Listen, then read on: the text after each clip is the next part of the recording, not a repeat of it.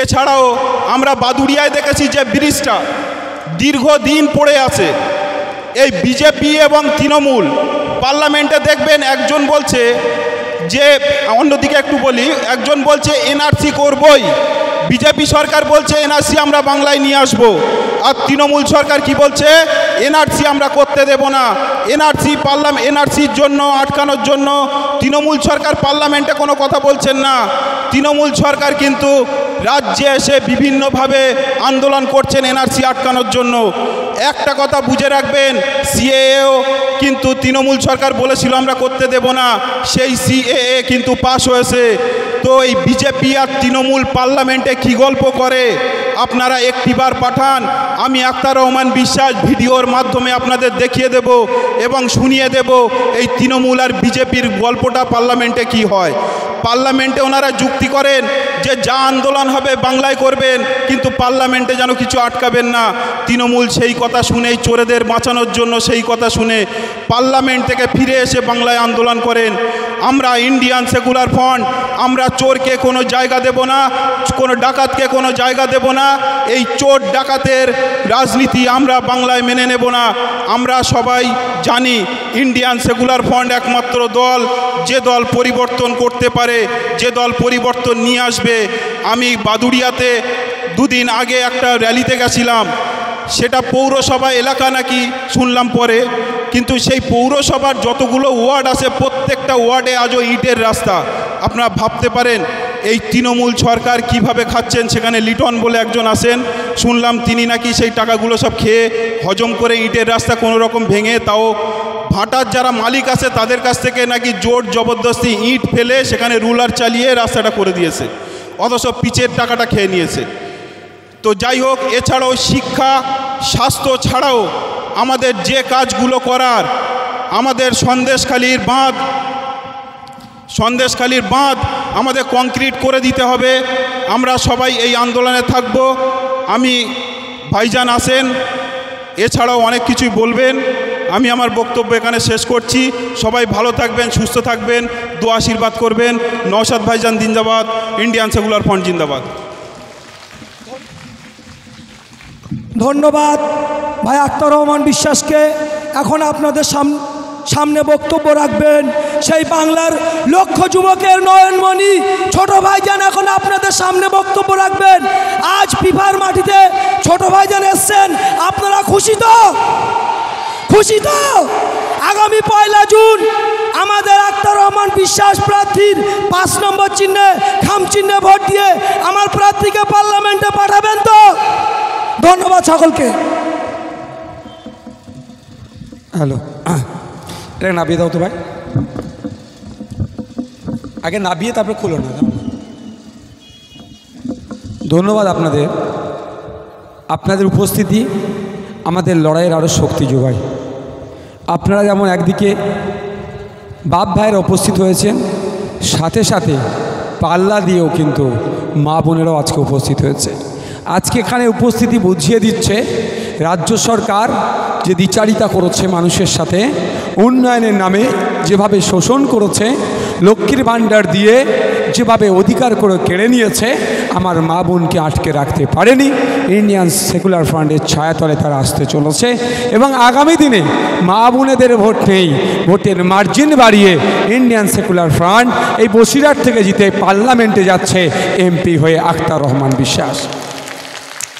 বন্ধুগণ, অলরেডি যে প্রোগ্রাম আমরা করেছি, যে মিটিং মিছিল করেছি, অলরেডি আমাদের ভোট সঠিকভাবে হলে আমরা জিতে বসে আছি। এখন এগুলো শুধু মার্জিন বাড়ানো। এই যে উপস্থিতি হয়ে আপনাদের কাছে দুটো কথা বলছি, এগুলো হচ্ছে মার্জিন বাড়ানো। কত ভোটে আমরা বেশি লিডে জিততে পারবো, তার আগে তো আপনাদেরকে কয়েকটা কথা বলবো। এই ভাইজান এসে ভোট চাইছে, ভোট দিয়ে দেবেন এরকম ব্যাপার না। আপনাদেরকে আপনাদের ভোট সম্পর্কে একটু ওয়াকিবহাল হতে হবে যে এই ভোটটা দিচ্ছি কিসের জন্য, এর পরিবর্তে আমি কি পেতে পারি, কেন আমি ভোটটা দেব। 5 বছর ছাড়া ছাড়া একবার করে ভোট আসে। ফুফু কেমন আছেন, খালা কেমন আছেন, চাচা কেমন আছেন, জ্যাঠা কেমন আছেন, মাসি কেমন আছেন, পিসি কেমন আছেন বলে পায়ে হাত দিয়ে দোয়া নমস্কার নিয়ে চলে গেল, ভোট হয়ে গেল। এই জন্য তো নয়। এই ভোটটা কিসের ভোট? আগামী 5 বছর দেশ কিভাবে ভালো থাকবে, দেশ কিভাবে এগিয়ে যাবে, দেশের জনগণ কিভাবে তাদের হাতে দুটো টাকা পড়বে, তার ঠিক করার ভোট।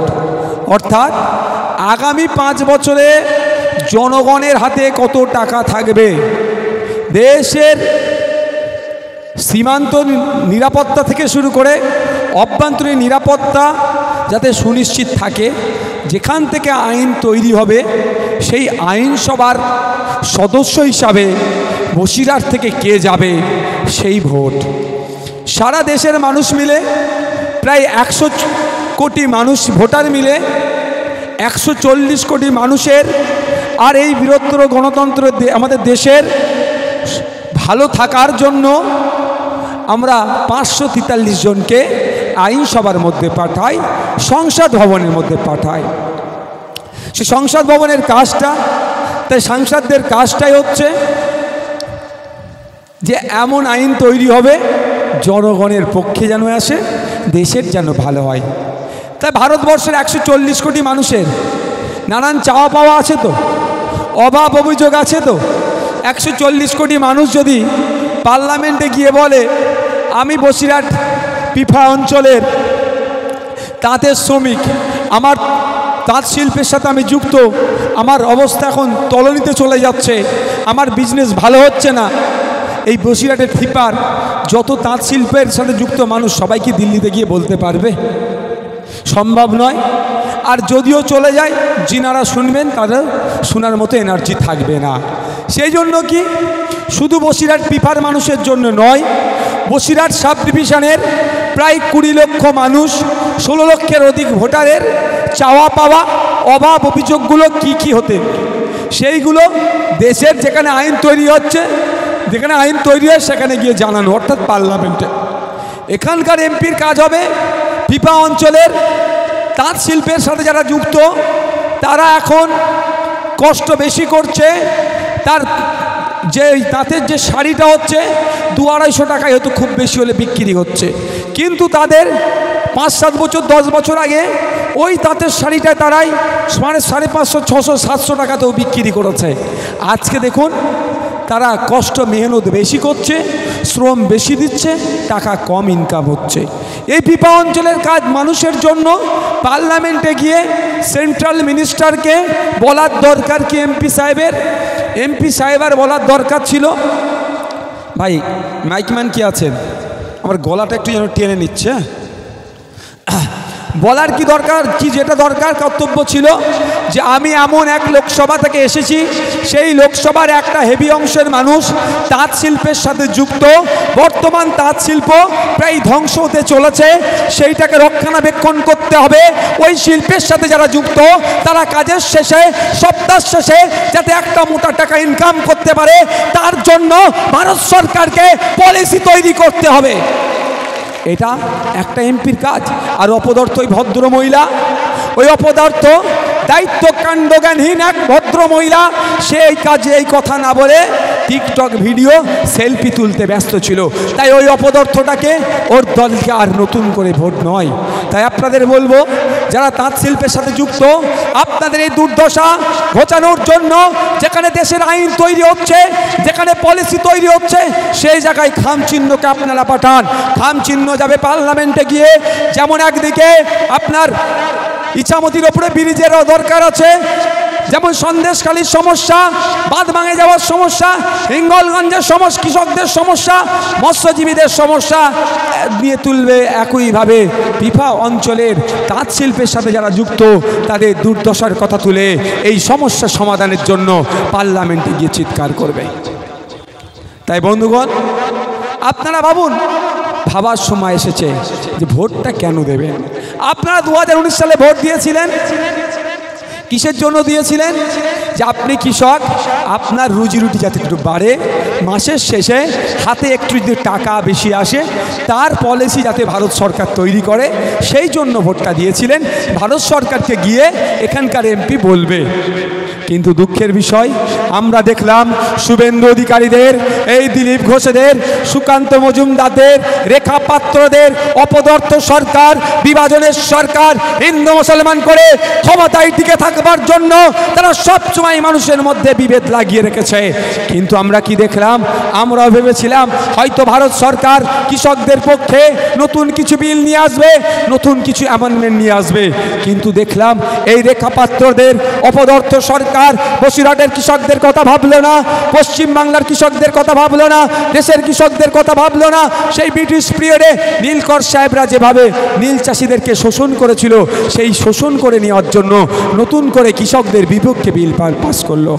তাই এখানকার বিপা অঞ্চলের মানুষেরা, বসিরহাটের লোকসভার কৃষকদের উচিত হবে রেখা পাত্রদেরকে জবাব দেওয়া, যে রেখা পাত্রদেরকে বুঝিয়ে দেওয়া কৃষকদের ভোট ছাড়া তুমি পার্লামেন্টে যেতে পারবে না, কৃষকদের ভোট ছাড়া মোদী সরকার গঠন করতে পারবে না। যেই কৃষকদের ভোট নিয়ে মোদীবাবু সরকার গঠন করেছে, সেই কৃষকদের বিরুদ্ধে যে মোদীবাবু বিল পাস করিয়েছে, তার জবাব এই বসিরহাটের পিপার কৃষকরা দেবে। এবার নির্বাচনে রেখা পাত্রকে একটাও ভোট হবে না। আমরা দেখলাম, আমরা আশা করেছিলাম ভারত সরকার কৃষকের পক্ষে বিল পাস করবে। আর এখানকার যিনি মাননীয় আছেন, যিনি ভোটে জিতে গিয়েছিলেন, কৃষকদের হয়ে দুটো কথা বলবে। দুঃখের বিষয়, কৃষকদের হয়ে কথা বলা তো দূরের কথা, কৃষকদের দুর্দশার কথা সেখানে বলেনি। আমরা দেখলাম অপদার্থ সরকার, বিজেপি বিভাজনের সরকার যখন কৃষকদের বিরুদ্ধে বিল পাস করিয়েছিল, সারা দেশের কৃষকরা তখন আন্দোলন সংগঠিত করেছিল। পশ্চিমবাংলার কৃষকরাও ভারত সরকার যাতে বিজেপি সরকার বিলটাকে প্রত্যাহার করতে বাধ্য হয়, তার জন্য যখন প্রতিবাদ করছিল, পশ্চিমবাংলাতেও প্রতিবাদ হচ্ছিল। ভারত বন্ধের ডাক দিয়েছিল কৃষকরা, পশ্চিমবাংলার কৃষকরাও ভারত বন্ধের ডাক দিয়েছিল। ইন্ডিয়ান সেকুলার ফ্রন্ট কৃষকদের কথা ভেবে, শ্রমজীবী মানুষের কথা ভেবে, তাদের ভারত বন্ধকে সম্মতি জানিয়ে, তাদের সাথে পায়ে পা মিলিয়ে, কাঁধে কাঁধ মিলিয়ে ভারত বন্ধকে সফল করতে, বিজেপিকে এই বিলগুলো যাতে প্রত্যাহার করে নেয় তাতে চাপ দেওয়ার জন্য আমরা কি করেছিলাম? আমরাও ভারত বন্ধ করতে রাস্তায় নেমেছিলাম। কিন্তু দুঃখের বিষয়, বিজেপি শাসিত রাজ্যে ভারত বন্ধ সফল হলেও পশ্চিম বাংলাতে এই হাজী নুরুল ইসলাম সাহেবদের দলের কিছু গুন্ডা মস্তানকে দিয়ে ওই দিনের কথা ভুলে যাচ্ছি না, কৃষকদের উপরে আক্রমণ করেছিল, আইএসএফের কর্মীদের উপরে আক্রমণ করেছিল। তাই সময় এসেছে জুন মাসের 1 তারিখে পিপা অঞ্চলের বসিরহাটের কৃষকদেরকে এই তৃণমূলের বিরুদ্ধে জবাব দিতে হবে। কারণ আন্দোলনটা ছিল বিজেপির বিরুদ্ধে, সেই সময় তৃণমূলের গুন্ডা মস্তান দিয়ে আইএসএফ তথা শ্রমজীবী তথা কৃষকদের উপরে হামলা চালিয়েছিল। আমি তো অবাক হয়ে গিয়েছিলাম ওই দিনকে। আন্দোলন করছিলাম কার বিরুদ্ধে? বিজেপির বিরুদ্ধে। তৃণমূলের তো আরও উচিত ছিল এই আন্দোলনটা যাতে ভালো করে হয়। উল্টে কি দেখলাম? আমরা ভারত বন্ধকে সফল করার জন্য রাস্তায় নামলাম, তৃণমূলের গুন্ডা মস্তান প্রশাসনকে তৃণমূল কাজে লাগিয়ে এই হাজী নুরুল ইসলামরা, মমতা ব্যানার্জিরা, শুভেন্দু অধিকারীরা তৃণমূলকে গুন্ডা মস্তানকে কাজে লাগিয়ে পশ্চিমবাংলায় বন্ধকে হতে দিল না। আপনারা বুঝুন কেন হতে দিল না। বিজেপি শাসিত রাজ্যগুলোতে বন্ধ হলো, ওয়েস্ট বেঙ্গলে হলো না, যেটা কি বিজেপির ঘোর বিরোধী মমতা বলে। ব্যাপারটা অন্য জায়গায়। এটাও তো হতে পারে যে বলে দিয়েছিল যদি ওয়েস্ট বেঙ্গলে কৃষকরা বন্ধ সফল করে তাহলে তোমার পরিবারের ওই চাকরি চোরেদেরকে জেলের মধ্যে রাখবো। তাহলে ওদের চাকরি চোরেদের কথা ভেবে যারা দুর্নীতি করেছে তাদের কথায় তাদের জন্য আমাদের বসিরহাটের, আমাদের পিফার কৃষকদের কথা মান্যতা দিল না। তাই সময় এসেছে পিফা অঞ্চলের বসিরহাটের কৃষকদেরকে জবাব দিতে হবে। ঠিক যেভাবে রেখা পাত্রদেরকে জবাব দেব 1 তারিখে, ঠিক একইভাবে হাজী নুরুল ইসলামদেরকে জবাব দেব। যেভাবে মমতা ব্যানার্জিদেরকে জবাব দেব, ঠিক ওইভাবে মোদীদেরকেও আমরা জবাব 1 তারিখে দেবো। হবে তো নাকি ভাই? হবে তো? কারা জবাব দেবেন হাতটা তুলুন তো একটু। কোনো কথা হবে না এদের বিরুদ্ধে, গণতান্ত্রিক প্রক্রিয়াতে জবাব দেওয়া হবে।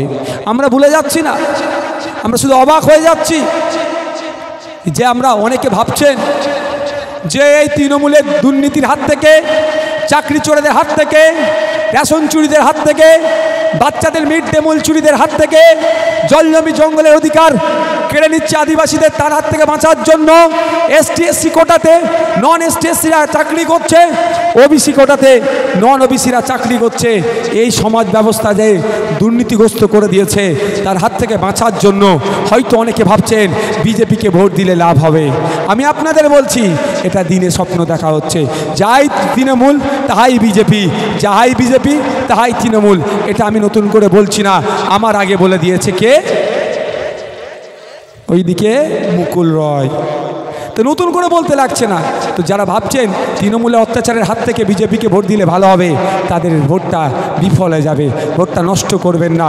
যারা চান এই তৃণমূলের অত্যাচারের অবসান হোক, আপনার ছেলে 330 টাকার ফর্ম ফিল আপ করে 550 টাকার ফর্ম ফিল আপ করে চাকরি পাক, কোনো চাকরির ক্ষেত্রে 15 লাখ 10 লাখ 20 লাখ টাকা দিতে হবে না। তাদের বলবো এই সমাজ ব্যবস্থা যদি চান, আপনাদের রেশনটা যদি না চুরি চান, আপনাদের কোটার চাকরি যদি না বিক্রি করতে চান, লোকাল হসপিটালে যদি স্বাস্থ্য পরিষেবা নিতে চান, শিক্ষার পরিকাঠামো আমূল যদি পরিবর্তন করতে চান, আপনি নাগরিক আপনার অনেক মৌলিক অধিকার যদি ফিরে পেতে চান, আপনাদের বলবো এই জুন মাসের 1 তারিখে খামচিহ্নে ভোট দিয়ে পার্লামেন্টে পাঠান। অন্য কোনো সিম্বলে হাত দেওয়ার দরকার নাই। আর যদি মনে করেন বিজেপি চলে আসছে, বিজেপি চলে আসছে, বিজেপিকে আটকাতে হবে, তৃণমূলকে ভোট দিতে হবে, ওই হবে নুসরাত জাহানের মতো। বিজেপির বিরুদ্ধে ভোট দেওয়া দরকার পার্লামেন্টে, ও ভোট না দিয়ে বিজেপিকে সুবিধা করে দিচ্ছে। আর আপনি ভোট দিয়ে তাকে পাঠিয়ে লাভটা কি হচ্ছে? যদি মনে করেন তৃণমূলকে দিয়ে বিজেপিকে আটকাবো, তাহলে দিবা স্বপ্ন দেখা হচ্ছে। বা এটা তো খেলার মনে একটা মাঠ নাকি? আচ্ছা, আমি কালকে যদি বলি এখানে ধান চাষ করব, সম্ভব হবে? এই ধান চাষ করতে গেলে কি করতে হবে? এই মাটিটাকে পরীক্ষা করতে হবে। মাটিটা পরীক্ষা করতে হবে তো, ধান চাষের উপযুক্ত উর্বর মাটি নাকি? স্বাভাবিকভাবে এটা ধান চাষের জন্য নয়। তাহলে কি করতে হবে? এটা নতুন মাটি ফেলতে হবে, না হলে মাটি তুলে উর্বর মাটি দিতে হবে। তারপরে কি দিতে হবে? নাগল দিতে হবে, চষতে হবে, বীজ লাগাতে হবে, তারপরে ধান গাছ বড় হবে, ধান হবে। মোটামুটি 1-1.5-2 বছরের খেলা তো কম করে। এটাকে ধান চাষের উপযুক্ত করতে গেলে পশ্চিমবাংলায় বিজেপি চাষ করতে পারতো না। তারা দেখেছিল পশ্চিমবাংলায় বিজেপি যতবার চাষ করতে চেয়েছে, জনগণ ভোটের মাধ্যমে স্প্রে দিয়ে ওদেরকে মেরে দিয়েছে। যতবার চাষ করতে হয়েছে জনগণের বিপক্ষে ভোট দিয়েছে। তখন বিজেপি কি দেখেছে যে এরকমভাবে চাষ করা যাবে না। মমতা ব্যানার্জিকে ধরে এনেছিল, কংগ্রেস থেকে বার করে মমতা ব্যানার্জিকে বিজেপি দায়িত্ব নিয়ে তৃণমূল কংগ্রেস তৈরি করে পশ্চিমবাংলায় বিজেপি চাষের অনুকূল পরিবেশ 1998 সাল থেকে তৈরি করেছিল বিজেপির জন্য এই মমতা ব্যানার্জি। এই নাকি বিজেপিকে আটকাবে? আমি অন ক্যামেরা বলছি তো, পশ্চিমবাংলায় যে তৃণমূল দল তৈরি হচ্ছে, ওই দলটা তৃণমূলটা বিজেপির হাত ধরে জন্ম হয়েছে, বিজেপির গর্ভে জন্ম হয়েছে। আমি যদি ভুল কথা বলি, পাড়ার চারানা তৃণমূলের যারা নেতা আছে তাদেরকে বলবেন এলাকার বিধায়কের মাধ্যমে, এলাকার তৃণমূলের বড় নেতাদের মাধ্যমে অভিষেক ব্যানার্জি মমতা ব্যানার্জির কাছে খবর পাঠাতে। আমি যদি মিথ্যা কথা বলি, অসত্য কথা বলি, আমার বিরুদ্ধে মামলা করতে বলবেন। বুঝতে পারছেন না? আমি তো চ্যালেঞ্জ করে যাচ্ছি, যে দল বিজেপির গর্ভে জন্ম হয়েছে সে আবার বিজেপিকে আটকাবে? সে আর বিজেপিকে আটকাবে মনে হচ্ছে? সে বিজেপিকে আটকাবে না, বিজেপিকে সে জায়গা করে দিচ্ছে। 2019 সালে 18টা সিটের জায়গা করেছিল, 2021 সালে 77টা সিট দিয়েছিল। এখনও যদি মনে করেন বসিরহাটের মানুষ যে বিজেপিকে আটকানোর জন্য তৃণমূলকে ভোট দিতে হবে, দেখুন এখন পর্যন্ত বিজেপি আপনার পাড়াতে এসেছে। কালকে কিন্তু যদি বিশ্বাস একে করে ফেলেন, আপনার বেডরুমে বিজেপিকে কিন্তু ঢুকিয়ে দেবে তৃণমূল, তখন আর কিচ্ছু করার থাকবে না। তাই বন্ধুগণ, বিজেপির সাংগঠনিক পরিকাঠামো একদম শেষ হয়ে গেছে, বাংলায় নাই। মুখ থুবড়ে পড়বে বাংলাতে। সারা ভারতবর্ষে দেখছেন না, ডেটা পার হচ্ছে যে বিজেপির অবস্থা খারাপ। বিজেপিকে আটকানো মানে আপনাকে আটকাবো যে বলছে সেই নিয়ে আসার চেষ্টা করছে। বাংলায় তৃণমূল না গিফট করলে বিজেপি একটা সিটও পাবে না, বাংলায় একটা সিটও পাবে না যদি তৃণমূল না সহযোগিতা করে। তাই আপনাদের বলবো, তো আপনাদের লড়াই করার মতো লোককে পার্লামেন্টে পাঠাতে হবে। যখন সিএএ বিল পাস করিয়ে পার্লামেন্ট থেকে পাস করিয়েছিল, আর আনাচে কানাচে এই বসিরহাটে যখন এসে বলেছিল নাকি পেছনে লাথি মেরে দেশ থেকে তাড়িয়ে দেবে, পার্লামেন্টে দাঁড়িয়ে এই তৃণমূলের এমপি এমপির কাজ ছিল সেখানে দাঁড়িয়ে এই সিএ এর বিরোধিতা করা। এই তৃণমূলের এমপি বিরোধিতা তো দূরের কথা, ওখানে বিজেপিকে সহযোগিতা করেছিল। তাই বলবো আগামী দিনে এই ধরনের কোনো সমাজ মানুষের মধ্যে বিভেদ লাগানো, জনগণের বিপক্ষে কৃষক বিল থেকে শুরু করে ড্রাইভারদের বিপক্ষে যে সমস্ত বিল পাস করিয়েছে, সিএ এর মতো যে সমস্ত বিল ছিল, এই আগামী দিনে এই ধরনের কোনো বিল যদি পাস করে পার্লামেন্টে দাঁড়িয়ে শাসকের চোখে চোখ রেখে যে বলিষ্ঠ কণ্ঠে প্রতিবাদ করতে চান যদি, সেটাই হবে আখতার রহমান বিশ্বাস খামচিহ্ন। তাই বলবো আপনাদেরকে, আপনাদের মূল্যবান ভোট দিন, পার্লামেন্টে যাক। আমরা ভুলে যাচ্ছি না এই বসিরহাটের মাটি, পবিত্র মাটি, হাফেজ বিন নিসার আলী। আজকে তৃণমূল মিষ্টি মিষ্টি কথা বলছে, এদের লজ্জা আছে? এদের লজ্জা না এদের? এরা নাকি গুজরাটের কথা বলে, এরা নাকি উত্তরপ্রদেশের কথা বলে। আরে স্বাধীন ভারতের, পরাধীন ভারত থেকে স্বাধীন ভারত পাওয়ার ক্ষেত্রে যে সমস্ত বীর যোদ্ধারা আত্মবলিদান দিয়েছিল, আত্মত্যাগ করেছিল, তাদের মধ্যে অন্যতম একজনকে হাফেজ বিন নিসার আলী, যাকে আমরা তিতুমির নামে জানি। এই অপদার্থরা তার নামে একটা কিছু করেনি। আমি আপনাদের বলবো, এই আওয়াজটা আমি পশ্চিমবাংলার বিধানসভাতে তুলে ধরেছি, হেরিটেজ গ্রামের কথা বলেছি, তাদের পরিবারগুলো আজকে না খায় না, তাদের অবস্থা তলানিতে চলে যাচ্ছে, তাদের দেখভালের কথা বলেছি, তার নামে শিক্ষা প্রতিষ্ঠান করার কথা বলেছি। এই আওয়াজটা শুধু পশ্চিমবাংলার বিধানসভাতে নয়, আমরা দেশের আইনসভার মধ্যে, লোকসভার মধ্যে আমরা পৌঁছাতে চাই। আপনারা যদি মূল্যবান ভোট দেন, এই তিতুমিরের আত্মত্যাগ, আত্মবলিদানের কথা পার্লামেন্টে যাবে এবং এই গ্রামগুলোকে যাতে হেরিটেজ ঘোষণা করে এবং একজন স্বাধীনতা সংগ্রামীর যে পূর্ণ মর্যাদা হয় তাকে দেওয়া হয়, তার কথা সেখানে গিয়ে বলবে। এই বসিরহাটের মাটি থেকে যাবে। আপনাদের উপর নির্ভর করছে আপনারা কি করবেন। শেষের দিকে এসেছি, কটা বাজে? আপনারা যারা উপস্থিত আছেন, মায়েরা তো হেভি অংশে এসেছেন, মায়েদেরকে 1000 টাকা 1200 টাকা পাচ্ছেন, আমি এর বিরোধিতা করব না। শুধু মায়েদেরকে এটুকুই বলবো, আপনারা যদি আমাদেরকে সুযোগ দেন, এই 1000-1200 দিয়ে ভিক্ষার মতো আপনাদের সাথে যে আচরণ করছে, এটা আমরা করতে দেব না। আমরা চাইবো প্রোডাক্টিভ হবে, কোনো আনপ্রোডাক্টিভ নয়। মায়েরা মায়েদের ঘরে থেকে, মায়েদের উঠোনে এলাকাতে থেকে মাস গেলে 5-7 হাজার যাতে ইনকাম করে, তার পলিসি তৈরি করার জন্য আমরা সর্বোচ্চ চেষ্টা করব পার্লামেন্টে গিয়ে। আর আমরা 2026 সালে যদি ক্ষমতা পাই, আমরা রাজ্যে পলিসি তৈরি করব, মায়েদেরকে স্বাবলম্বী করব। 1000-1200 নয়, মায়েরা মাস গেলে 5-7 হাজার টাকা যদি মেহনত করে যাতে ইনকাম করতে পারে, তার পলিসি আমরা বাংলায় তৈরি করব। মায়েরা আসছেন, মায়েদের বলি, আর একটা সাথে কথা বলি, আমরা ক্ষমতায় আসলে উন্নয়নের জন্য আর 5টা জিনিস যেগুলো করব, শিক্ষা, স্বাস্থ্য, কর্মসংস্থান তো বাধ্যতামূলক মৌলিক অধিকারের মধ্যে পড়ছে, সেইগুলোর সাথে সাথে এই কটা শিক্ষা, স্বাস্থ্য তো মৌলিক অধিকারের মধ্যে পড়ছে, কর্মসংস্থানের সাথে সাথে এটাও বলে যাচ্ছি, মায়েরা ওই দুর্দশার কথা সব থেকে ক্ষতিগ্রস্ত হয় মায়েরা। কখন? 2021-11 আগে মুসলমানকে বাঁচাবার নাম করে রাজ্যে মমতা ব্যানার্জি সরকার এসেছিল, কিন্তু দুঃখের বিষয় দেখুন, মুসলমানকে বাঁচাবার নাম করে কি দেখলাম আমরা? শিক্ষা প্রতিষ্ঠান মুসলিম মহল্লাতে করে দেবে বলেছিল, দলিত মহল্লাতে করে দেবে বলেছিল, আদিবাসী মহল্লাতে করে দেবে বলেছিল। এখানে হাত তুলে বলুন, আপনাদের বুথে 2011 সালের পরে নতুন একটা শিক্ষা প্রতিষ্ঠান হয়েছে? একটা শিক্ষা প্রতিষ্ঠান হয়েছে? হাত তুলে বলুন। বিভিন্ন বুথের আছেন, তাই অঞ্চলের মানুষ যেহেতু বিভিন্ন বুথের আছেন, মায়েরাও বলবেন একটা হয়নি।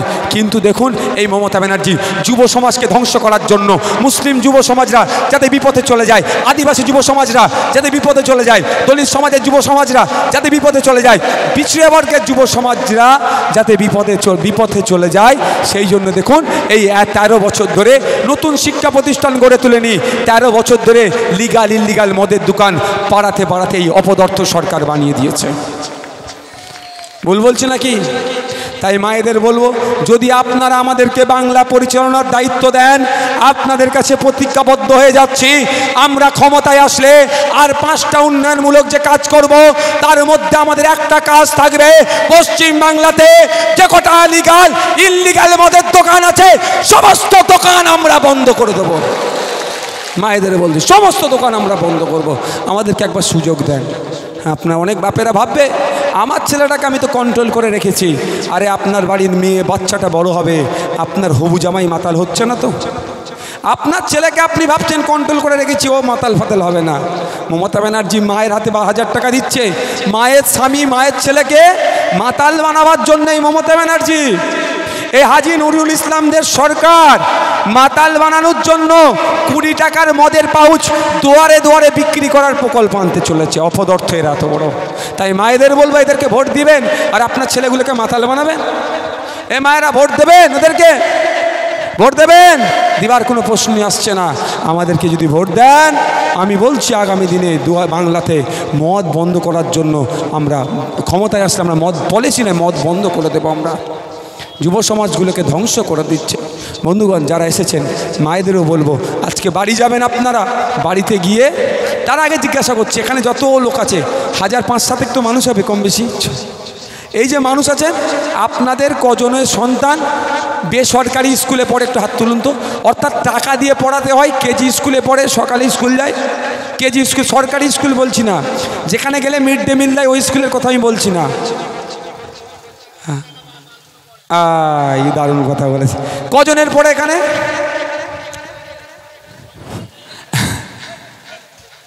ওর মুখে একটু স্যালোটিপ দিয়ে দাও, নাহলে আইসক্রিম দিয়ে দাও ওকে একটা মুখে। বাবা একটু দেখ না না। তো যেটা বলছিলাম, আপনাদের এখানে সবার বাচ্চারা কোথায় পড়ে? ছাত্ররা সরকারি স্কুলে। এই এখানে একটা আস্তে আস্তে একটা প্রাইমারি স্কুল দেখলাম না? হ্যাঁ এইটা মনে হয় না, এটা তো এখন ছুটি দিয়ে রেখে দিয়েছে, যখন খুলবে প্রমাণ করে নেবেন, বা এখনও প্রমাণ আপনারা বলতে পারবেন। এখানে যতজন উপস্থিত আছি 2-1 জন ছাড়া সবার সন্তানগুলো সরকারি স্কুলে গিয়ে পড়াশোনা করে, primary, upper primary, high school. এর থেকে তো বেশি আমরা যেতে পারছি না, যেতে দিচ্ছে না, ধ্বংস করে দিচ্ছে, যাতে আপনার আমার ছেলেরা না উকিল ব্যারিস্টার হয়। এরা চায় না, এরা চায় আপনার আমার ছেলে লাঠিয়াল হোক, মারামারি করুক, খুনোখুনি করুক, বুদ্ধদখল করুক। এরা কোনোদিন চায় না। হাজী নুরুল ইসলামরা চায় না, রেখা পাত্ররা চায় না। দলিতের ছেলে, আদিবাসীর ছেলে, মুসলমানের ছেলে, পিছড়ে বর্গের ছেলে, নমশূদ্রর ছেলেরা উচ্চ শিক্ষায় শিক্ষিত হয়ে যাক। এই রেখা পাত্র আর হাজী নুরুল ইসলামরা সব সময় চায় এই ভোটারদের ছেলেগুলো অশিক্ষিত হয়ে থাকুক। ভোটারদের ছেলেরা অশিক্ষিত হলেই তো বিভাজনের রাজনীতি করে ভোটটা নিয়ে যাবে, আর সিএর ভয় দেখিয়ে ভোটটা নিয়ে যাবে। আপনারা গিয়ে দেখবেন, বাড়িতে যান, 3, 4, 5, 6 বাচ্চাগুলোকে ডাকবেন, 3, 4 বাচ্চাকে ডেকে বলবেন এই তোর অঙ্কটা কত।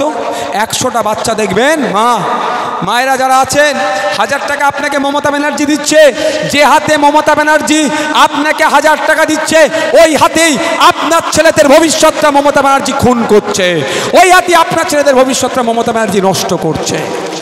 যে দেখবেন বাড়িতে আপনারা বাপেরাও ক্লাস 3, 4 বাচ্চাকে অঙ্কের বইটা খুলে দেবেন, 100টা বাচ্চাকে ট্রাই করবে, 90টা বাচ্চা অঙ্ক করতে পারবে না, ফেল করবে।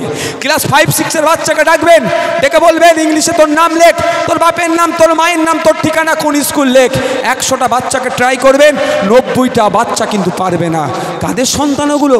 নেতাদের, অভিষেক ব্যানার্জির পরিবার, হাজী নুরুল ইসলামের পরিবার, রেখা পাত্রের পরিবার, শুভেন্দু অধিকারীর পরিবারে, মোহাম্মদ সেলিমের পরিবারে, এদের পরিবারের কেউ নয়। কাদের পরিবারের? এই যে ভোটারদের। 300 টাকা রোজে যারা কাজ করে তাদের পরিবারের সন্তানগুলোকে শিক্ষাটাকে ধ্বংস করে দিচ্ছে, আর মায়ের হাতে 1000 টাকা ধরিয়ে দিচ্ছে। আরে মায়েদের বলবো আওয়াজ তুলুন, আগে পরে আপনার 1000-1200 হবে, বলবেন আওয়াজ তুলুন। ভাইজান দেখে সুযোগ দিলে ভাইজান পলিসি আনবে, 5-7 হাজার টাকা খেটে মাইনে নেবো আমরা খেটে ইনকাম করবে, আওয়াজ তুলবেন। এখন ভাইজানের হাতে সুযোগ নেই, 1000-1200 তোমার পরে হবে।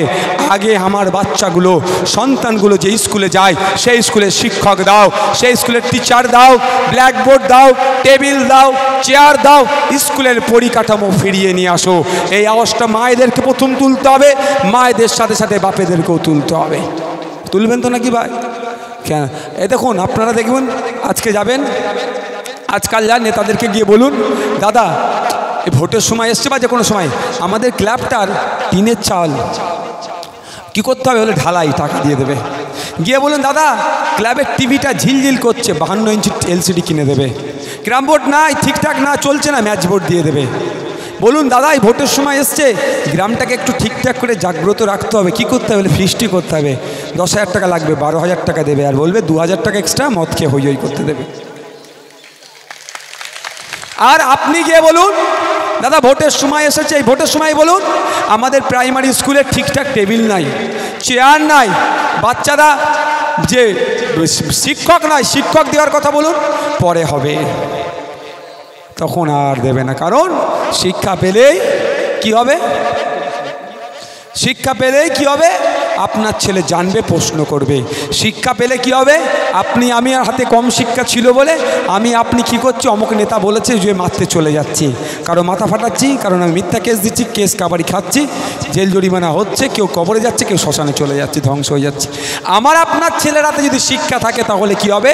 আমার আপনার ছেলে মারামারি হানাহানিতে যাবে না, বুথ দখলে যাবে না, হিংসা করবে না, কারণ তারা জানবে যদি মারতে গিয়ে হাফ মার্ডার হয়ে যায় 307 ধারায় কেস খাবো, ও জেল থেকে বার হওয়া দুষ্কর হয়ে যাবে। আর যদি মরে যায় 302 ধারায় কেস খেয়ে যাব, কবে জেল থেকে আর বার হতে পারবো না। তাহলে মারামারি আপনার আমার ছেলে করবে? করবে না। আপনারা আমার ছেলের হাতে শিক্ষা থাকলে কি হবে? ডক্টর হবে, নার্স হবে, ইঞ্জিনিয়ার হবে, পুলিশ হবে, সরকারি চাকরি করবে, বিডিও হবে, বড় নেতা আগামী দিনে হয়ে উঠতেও পারবে শিক্ষা থাকলে। আর এরা চায় না আপনার ছেলেরা এইগুলো হোক, এরা চাই ভোটারের ছেলে ভোটারই থাকুক। আপনি মাছ চাষ করেন, মৎস্যজীবী, ও আপনার ছেলেও মাছ চাষ করুক। আপনি আপনার দর্জি শ্রমিক, আপনার ছেলেই দর্জি কাজ করুক।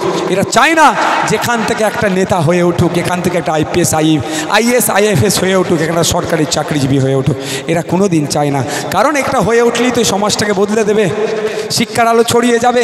মারামারি হানাহানি পিফার মানুষ করবে না। আর মারামারি হানাহানি না করলে শুভেন্দু বাবুদের লস হয়ে যাবে, পার্থ বাবুদের লস হয়ে যাবে, অভিষেক বাবুদের লস হয়ে যাবে, মমতা ব্যানার্জিদের লস হয়ে যাবে। ওই জন্য ওদের লস না হয় সেই জন্য আমাদের ভোটারদের হাত থেকে শিক্ষা কেড়ে দিচ্ছে নেতারা। আর নেতাদের ছেলেগুলোকে বেসরকারি শিক্ষা প্রতিষ্ঠানে পড়িয়ে আগের পরের প্রজন্মের নেতা তৈরি করার জন্য রেডি করছে। আর ভোটারদের ছেলেগুলোকে ভোটার করে রাখবে, লাঠিয়াল করে রাখার জন্য শিক্ষা কেড়ে নিচ্ছে। তাই জবাব দেওয়ার সময় এসেছে তো ভাই। তো জবাবটা আগামী জুন মাসের 1 তারিখে খাম চিহ্নে দিয়ে এদের জবাব দেবেন যে তোমরা আমাদেরকে মূর্খ করে রাখতে চাইলেও খাম চিহ্ন আমাদের হয়ে লড়াই করছে, শ্রমজীবী মানুষের হয়ে লড়াই করছে, বঞ্চিত মানুষের হয়ে লড়াই করছে, মা বোনেদের হয়ে লড়াই করছে, বাপ ভাইদের হয়ে লড়াই করছে, সরকারি কর্মচারীদের দিয়ে বাড়ানোর জন্য কথা বলছে, পুলিশের কেন 16 ঘন্টা ডিউটি হচ্ছে তার বিরুদ্ধে কথা বলছে, সিভিক ভলেন্টিয়ারদের সমকাজে সমবেতন হচ্ছে না কেন তার বিরুদ্ধে কথা বলছে, পার্শ্ব শিক্ষকদের মাইনের কথা বলছে, শিক্ষার পরিকাঠামো ফিরিয়ে নিয়ে আসার কথা বলছে। সুতরাং খাম চিহ্নকে আগামী দিনে আমরা সুযোগ দিলে খাম চিহ্ন আপনার হয়ে আমার হয়ে কথা বলবে, হবে তো ভাই। শেষ করছি একটা অনুরোধ, মমতা ব্যানার্জি, শুভেন্দু অধিকারী, দিলীপ ঘোষ, কুণাল ঘোষ এদের মারামারি হতে দেখেছেন? দেখেছেন? এরা কিন্তু এক জায়গায় বসে চা খায়। কেন মারামারি পিফাতে হবে, কেন বসিরহাটে হবে, কেন সন্দেশকারিতে হবে? একটু ভাববেন। অনুরোধ করছি, ভোট আসবে যাবে, ভোটের জন্য মারামারি হানাহানিতে জড়াবেন না। এখন একটা ভালো স্লোগান খুব হচ্ছে, কটা বাজে? আজান হয়ে যাবে। আর 1 মিনিট 2 মিনিট বললে কারো অসুবিধা হবে? শুনবেন, 1952 সাল থেকে কিন্তু আপনারা ভোট দিয়ে এসেছেন। ইতিপূর্বে 17 বার পার্লামেন্টে আপনারা নেতা পাঠিয়েছেন। এটা 18 বার যাবে আপনাদের ভোটে, ভেবে চিনতে দেবেন। 1952 সাল থেকে কি হয়েছে? এই ধরনের একটা স্লোগান চলেছে, লড়াই লড়াই লড়াই চাই, লড়াই করে বাঁচতে চাই, এই ধরনের স্লোগান দিয়েছে। তো লড়াইটা কে করে আর কে বাঁচে? কে করে লড়াইটা? মোহাম্মদ সেলিম সাহেব, মমতা ব্যানার্জি, শুভেন্দু অধিকারী, পার্থ চ্যাটার্জি, কুণাল ঘোষ, অধীর রঞ্জন চৌধুরী, এরা মারামারি করে? এরা মারামারি করে না। 300 টাকা যাদের রোজ, তাদেরকে প্যাক দিয়ে দেয়, আমরা এমন বার খাইয়ে দেয়, নেতা স্টেজ থেকে স্লোগান দিচ্ছে লড়াই লড়াই লড়াই চাই, আর ওপরে লড়াই করে বাঁচতে চাই। 300 টাকার রোজে যারা চটে বসে আছেন তারা ক্ষতিগ্রস্ত হয়ে যাচ্ছে। তাই আমি আপনাদের বলবো, দাদুদেরকে এই স্লোগান দিয়ে দাদুগুলোকে ধ্বংস করিয়েছে, কেউ কবরে গেছে, কেউ শ্মশানে গেছে। বাবাদেরকে এই স্লোগান দিয়ে ধ্বংস করেছে, কেউ কবরে গেছে, কেউ শ্মশানে গেছে। আমি অনুরোধ করি এই স্লোগানটা এখন একটু বন্ধ রাখুন। এখন কি বলবেন? দাদা দিদি অনেক আমাদের লড়িয়েছ, আর নয়। দিনের শেষে আমরা কি পেয়েছি? শুধু শূন্য। আমরা ব্যর্থ হয়েছি, আমাদের কিচ্ছু হয়নি। তোমরা মাইনে পেয়েছো এমএলএ, এমপি হয়ে, এমএলএ হয়ে, 5 বছর শেষ হয়ে গেলে মোটা অংশের কি পেয়েছো? পেনশন পাচ্ছ। আর আমরা ভোটাররা ক্রমশ তলনিতে চলে যাচ্ছি। পিফার 5 বছর আগে তাঁত শিল্পের সাথে যে শ্রমিক ছিল তার ক্রমশ অবস্থা তলনিতে চলে যাচ্ছে। আর 5 বছরে নুসরাত জাহানের সম্পত্তি রকেটের গতিতে বেড়ে গেল। লাভটা কী হবে ভাই? তাই এবার বলবেন মারামারি আর হানাহানি করব না। ভোট আসবে যাবে, যাকে ইচ্ছা ভোট দেবেন আর বলবেন যাকে ইচ্ছা ভোট দেব। তারপরেও যদি বলে না এই কর সেই কর, কি বলবেন? এতদিন নেতারা বলেছে লড়াই লড়াই লড়াই চাই, লড়াই করে বাঁচতে চাই, আমাদের বার খাইয়েছে। এবার দর্শকদেরকে ভোটারদেরকে কি বলতে হবে? নেতাই নেতাই লড়াই চাই, জনগণ এবার দেখতে চাই। নেতাই নেতাই লড়াই চাই, জনগণ এবার দেখতে চাই। আমার সাথে একটু গলা মিলাবেন, গলা মিলাবেন। ওই রাজনৈতিক কারবারিদের কারবারটা বন্ধ করতে হবে। শুধু মামার ছেলের সাথে জাটার ছেলে তুমি লড়াই লাগিয়ে দিয়ে চলে যাবে না, ও আর হতে দেওয়া যায় না। তুমি মমতা ব্যানার্জি শুভেন্দু অধিকারীর সাথে হাতাহাতি লড়াই করো, তাহলে এখানে বিজেপি তৃণমূল ভূতের স্তরে মারামারি করবে। কি ভুল বলছি? আমি মারামারির পক্ষে নয়, কিন্তু বার খাইয়ে যারা মারামারি করছে তাদের বিরুদ্ধে আমি। তাহলে আমি একবার স্লোগানটা দেবো, গলা মিলাবেন। নেতাই নেতাই লড়াই চাই, জনগণ এবার দেখতে চাই। নেতাই নেতাই লড়াই চাই, জনগণ এবার দেখতে চাই। হবে তো নাকি? এতদিন আমরা মারামারি করেছি, ওরা দেখেছে, এবার ওরা মারামারি করবে, সাঁড়ে সাঁড়ে লড়াই হবে, আমরা ওপর থেকে দেখব। বুঝতে পারছেন না? এই বলি বলে আমি খারাপ, নওশাদ এই বলে বলে ও মুসলমানদের দল, ও বিজেপির দালাল, ও সিপিএমের হ্যান ত্যান বলে। তবে শেষ কথা বলছি, তবে অনুরোধ, এটা মারামারি করবেন না। ভোট আসবে যাবে, ভোটের জন্য চাচা ভাইপোর সম্পর্ক নষ্ট করে দিচ্ছেন, লজ্জা করছেন আপনাদের। ভোটের জন্য হিন্দু মুসলমানের মধ্যে বিভেদ লাগিয়ে দিচ্ছেন, ওদের কথা শুনে লজ্জা করছে না আপনাকে আমার? একটু ভাবুন, এই সামান্য ভোটের জন্য 70 বছর 80 বছরের সম্পর্ক আমার রাম কাকার সাথে রহিম চাচার, তার মধ্যে বিভেদ লাগিয়ে দিচ্ছে বিজেপি অপদার্থ। আর মমতা ব্যানার্জি এক্সপায়ার ডেটের মলম লাগিয়ে আরও ঘা করে দিচ্ছে। এক্সপায়ার ডেটের মলম লাগাচ্ছে তো, ও বলছে মলম লাগাচ্ছে, বিজেপি ঘা করছে, আর ও এসে কি বলছে মলম লাগাচ্ছে। মলম তার নয়, তো আমি ডেট, ওটা এক্সপায়ার ডেটের মাল। আর এক্সপায়ার ডেটের মলম লাগালে ঘা কী হবে? আরও বিগড়ে যাবে, ও আরও বিগড়াচ্ছে। তোকে বলতে হবে বিজেপিকে ঘাড়ে করতেও দেবো না, আর মমতা ব্যানার্জিকে এক্সপায়ার ডেটের মলমও লাগাতে দেবো না। আমরা ভোটের জন্য অশান্তি করব না। শেষ কথা বলে শেষ করব। অনেকে কি বলছে, নওশাদ সিদ্দিকী আইএসএফ নাকি বিজেপির কাছ থেকে টাকা নিয়েছে। পাড়ার চারানা নেতারা বলছে, আজকের পর থেকে পাড়ার চারানা নেতাদের বলবেন যে নওশাদ সিদ্দিকী ভাইজান এসে এই পিপা অঞ্চলে বলে গিয়েছে যে প্রকাশ্য বিজেপি তৃণমূলের কাছ থেকে নওশাদ সিদ্দিকী টাকা নেবে। ভয় লাগছে নাকি? আমি প্রকাশ্য নেবো। এতদিন বলছে গোপনে নিয়েছো, তো বলছে টাকা নিয়েছে, প্রমাণ তো করতে পারেনি, আর কিয়ামত পর্যন্ত পারবে না, প্রমাণ করতে পারেনি আর পারবে না, তো ওই জন্য প্রকাশ্য নেবো। তবে যে বন্ধু আমার, এখন বামপন্থী বন্ধুরা উঠে পড়ে লেগেছে, নাকি তৃণমূলের কাছ থেকে টাকা নিয়েছে। তো যে বামপন্থী বন্ধু কথা বলছে, যে বিজেপির বন্ধু, তৃণমূলের বন্ধু কথা বলছে, তাদের বলবেন ভাইজান পিপা অঞ্চলে এসে বলে গিয়েছে প্রকাশ্যে বিজেপি তৃণমূলের কাছ থেকে টাকা নেবে, তোমরা ব্যবস্থা করো। আজকের পর থেকে যদি কেউ বলে বিজেপি তৃণমূলের কাছ থেকে টাকা নিয়েছে, উত্তরটা দিতে পারবেন তো? পারবেন তো? সাথে সাথে এটাও বলবেন যে আমার ভালোবাসার বন্ধু, আমার ভালোবাসার লোক, সত্যি দল চালাতে পারছি না, যদি বৃষ্টি হয়ে যেত ওপরে না সেট, এখন আপনাদের পেতাম না। এই ঝড় বৃষ্টির দিনে তাহলে প্রোগ্রাম হতো না। আর তৃণমূল বিজেপি যেখানে করছে বড় বড় শেডে করছে, আমাদের অত টাকা নেই, দল চালাতে পারছি না। যে তৃণমূলের বন্ধু, যে সিপিএমের বন্ধু টাকার ব্যবস্থা করে দেবে, ওই তৃণমূল বা যে বন্ধুই করবে ব্যবস্থা, তাকে আমি 90% টাকা রিটার্ন দিয়ে দেবো। 100 টাকা বিজেপি তৃণমূলের কাছ থেকে এনে দিলে আমি মাত্র 10 টাকা পার্টি চালানোর জন্য নেবো, 90 টাকা ওকেই দিয়ে দেবো আমি। বুঝতে পেরেছেন? আনুক, যে বেটারা বাচ্চাদের মিড ডে মিল চুরি করে খায়, সে নাকি আমাকে টাকা দেবে। হ্যাঁ, যারা বড় বড় ওষুধ কোম্পানির কাছ থেকে ইলেকট্রল বন্ড নিয়েছে আর জীবনদায়ী ওষুধের দাম রকেটের গতিতে বাড়াচ্ছে, সে বেটারা নাকি আমাকে টাকা দেবে। ভাবতে পেরেছেন? আমি তো প্রকাশ্য নেবো বলেছি। আর দেখবেন পাড়ার চারানার নেতারা বলে, মমতা ব্যানার্জি বলে না কিন্তু নওশাদ সিদ্দিকী বা আইএসএফ কবে কত টাকা নিয়েছে, শুধু বলে একটা দল বেরিয়েছে, হ্যান করেছে ত্যান করেছে, টাকা পয়সা নিয়ে হই হই করছে, এগুলো বলে এড়িয়ে যায়। আমি বলে দিচ্ছি আপনাদের, আমি ব্যাট ধরে আছি, বলের অপেক্ষায়। টেস্ট খেলতে নেমেছি, যত বলছে বলুক, যা বাউন্সার দিচ্ছে দিক, আমি শুধু অপেক্ষায় আছি। ব্যাটে বলে হবে, মনের মতো বল পাবো, বাউন্ডারির বাইরে ছক্কা করে দেবো একদম, শুধু বাউন্ডারি না, স্টেডিয়ামের বাইরে করে দেবো। আমি অপেক্ষায় আছি ওই বড় নেতারা একবার মুখ ফসকে বলে ফেলুক যে এত টাকা নওশাদ সিদ্দিকী বা আইএসএফ বিজেপির কাছ থেকে বা তৃণমূলের কাছ থেকে নিয়েছে। দেখবেন এরা সংখ্যা বলে না, শুধু বলে টাকা নিয়েছে। পাড়ার চারানার নেতাকে নিয়ে ভাবি না, মেন বড় নেতারা বলে না, কারণ বললেই তো আমি মামলা করব।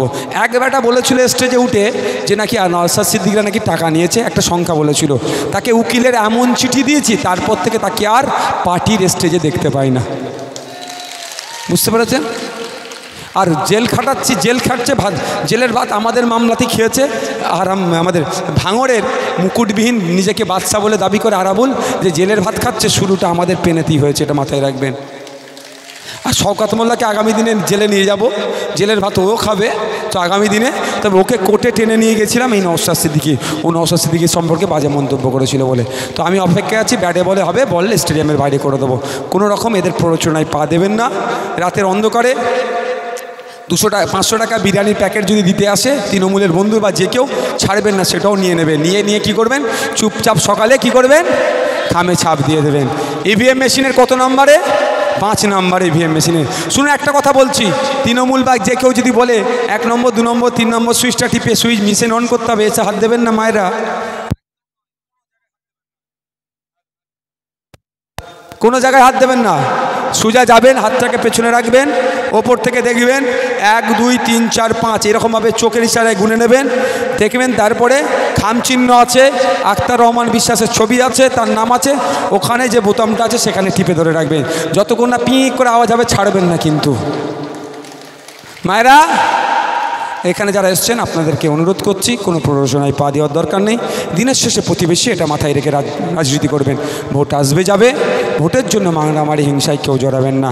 সকলে ভালো থাকবেন, সুস্থ থাকবেন। চুপচাপ